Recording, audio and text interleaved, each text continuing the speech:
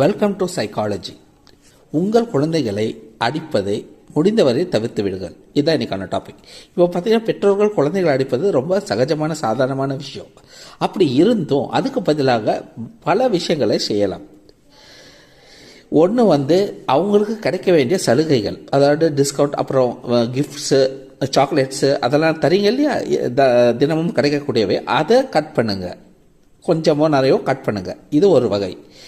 இன்னொரு வகை பேசாமல் இருப்பது கொஞ்ச நேரம், அப்படி சொல்கிறது, நான் பேசாமல் இருப்பேன், நீங்கள் தப்பு பண்ணீங்க. நான் இன்னொன்று அவங்கள திட்டலாம் நீங்கள்.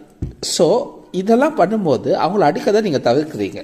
அடிக்கதை தவிர்க்கும் போது பல நல்ல விஷயங்கள் நடக்குது. அவங்க நோகாமல் இருக்காங்க, நோகடிக்கப்படாமல் இருக்கிறாங்க குழந்தைகள்.